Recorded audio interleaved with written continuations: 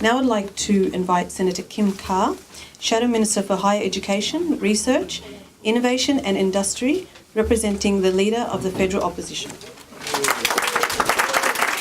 Opportunity to speak with you today and to represent Bill Shorten, who unfortunately is not able to be here. He's out fighting another great event, namely trying to transform this country by getting a new Labor government. And he is... I'm also representing Jason Clare, who had intended to be here, and has, I say that he extends his sincere apologies. Unfortunately, he's somewhat tied up with a few events that occurred as a result of what they're quite extraordinary police intervention with the NBN, and an attempt being made there to essentially close down some whistleblowers that have demonstrated just how badly the NBN is going with under Mr Turnbull's tutelage. Could I also acknowledge George Zengalis in particular? I know George is another a great advocate, but George Zengalis, I don't know if he has a privilege or otherwise, but he certainly takes with some enthusiasm the opportunity to interrogate me quite regularly on Tuesday mornings at his program. He's done so for many years. George has been a tireless advocate and led many a delegation to Canberra, a tireless advocate for community radio. Could I also take this opportunity to acknowledge, particularly, I know there are many, many distinguished guests here and I can't go through them all, but I'd like to make special mention of Peter Carr, who I've known for many years. I'm looking forward to Peter joining us in Canberra as the new federal Labor member for Wills. I'm sure you would all be aware of his distinguished record of service to ethnic communities through the SBS and of course through his work with the Victorian Multicultural Commission, his distinguished record of service in working for the Commonwealth of Australia in the Department of Foreign Affairs and in many other areas, working in the former Prime Minister's office in Australia. He, to me, has remarkable credentials and he will make an outstanding Member of Parliament and representative for this region, and I think ably following the footsteps that Kelvin Thompson has demonstrated for us all.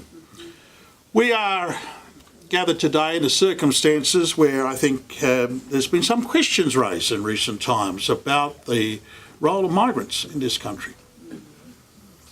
Very disturbingly, how easy it is for the Minister for Immigration to forget just how important migrants are to this country.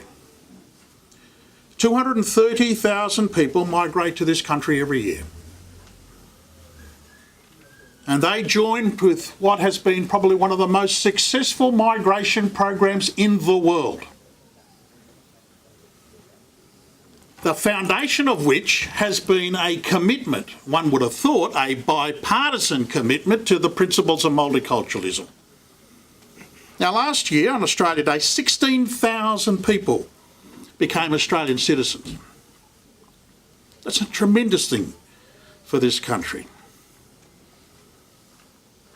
What we've seen, of course, is a country being built upon the work of our Indigenous people, the many, many thousands of years of Indigenous history, followed by 250 years of migration to this country.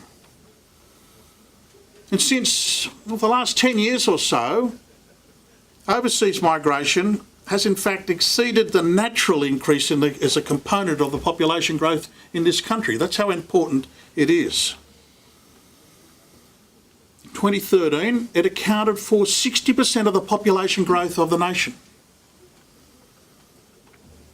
And it's just undeniable how successful that program has been. And that's why multicultural education and multilingual broadcasting have played such an important role in upholding the success of that program. Now I understand that the weekly airtime with this station is up 2,000 hours, 100 different languages. It provides an independent voice for so many migrant communities. And for some it might be the only opportunity that they have to actually receive news and information in their native tongue. And I think this is particularly important, especially as various communities age.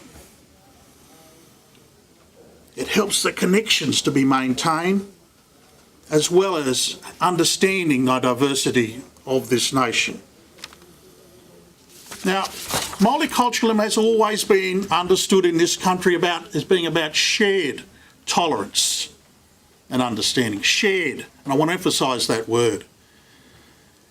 And I think it's really important that politicians remind people of that. So this week's intervention by the Minister, Peter Dutton, where he referred to refugees as illiterate dole bludgers who came to this country at a huge cost to the Australian economy. He did say that, and he took the view, he said that they were taking people's jobs. So they were simultaneously being dole bludgers and stealing jobs, which is quite an achievement. They have, of course, seen, in my view, very, very dangerous stuff. Very dangerous stuff, particularly in Melbourne and in Sydney and in Perth, where in excess of a third of the population actually comes from overseas. And if you include people born from parents overseas, it's about 60%.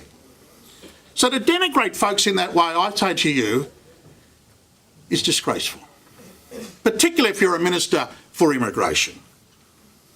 And that's one of the reasons why I think stations like 3ZZZ is so important. Why it's so important that we actually defend the funding arrangements for community broadcasting. And so the $1.4 billion cut from community broadcasting is hit very hard. And I know that your lobbying has been intense and not without great success. I'm not in a position to talk about what we're going to do in response. You'll have to wait for Jason Clare, as I say, unfortunately not able to be here today. But we have a very strong record. Labor has a very, very strong track record when it comes to supporting community broadcasting. We invested $28.9 million in community radio during our time in government. And it's community radio's lobbying on, of course, has been received by us loud and clear. I congratulate you on having such magnificent premises. I look forward to continuing my work with you, and I would like to look forward also to the announcement that's to come on future funding arrangements. Thank you very much.